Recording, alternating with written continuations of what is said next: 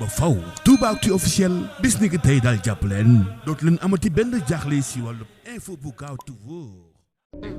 xam nga nag lii ñu ne yoon bi ñu ne ku si musa ne rek dégg nga lu ne loolu duy bi dañ naan amul solo kii du dem fenn xam nga ñetti at ci gannaaw wala ñaari at ci gannaaw yoo xamuloo ñu boobu dañ ñoo soppantaloon mbir mi di dem ñu continuer di wax ak sénégalais mu am ko lu commencé feeñ mais depuis quelques weer moom du ne di nga ko dégg nee naa fii ak élection yi du ne la di nga ko dégg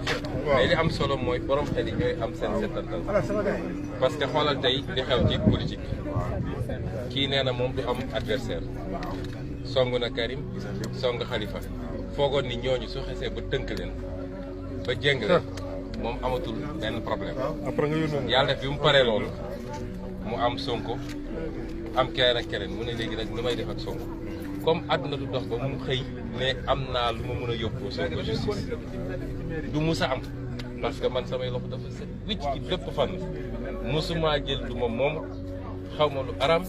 donc àdduna du dox ba ñu ne mun nañu génne benn dossier ci Sonko mu des léegi naka la ñuy def pour yàq xelu nit ñi xam nga jiiñaate yombul donc saa yoo xëyee ne Sonko yaay jàmme moo koy financé gannaaw suba nga say xëy ne Sonko daye sa bopp nga ñëwaat tey ne Sonko li neex ci mbir mi mooy saa suñu sosee benn mbir ci suba balaa ngoon mu am lu ko fi dindi te loo xam ne man dama ci ngaan kon li am solo mooy sénégalais yi léegi nañu am seen ràññe bopp ñun amuñu seen jot li des ci élection bi dans moins de 20 jours campagne commencé ñëw fekk leen yéen nemmeeku continuer def li ñuy def ko fii def ko ci région yi yàlla may ñu dem ci élection débarrasser sénégalais yi ci musiba bii nga xam ne mooy Macky Sall ak ñi mu àndal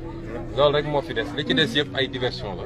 mais je crois que nit ñi léegi am nañu seen xel bopp parce que li leer ba leer mooy suñu amoon lu toll ni tarafataayin si Ousmane Sonko heure bii maa nga Khalifa Sall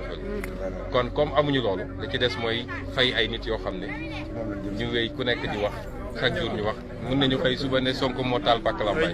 loolu moom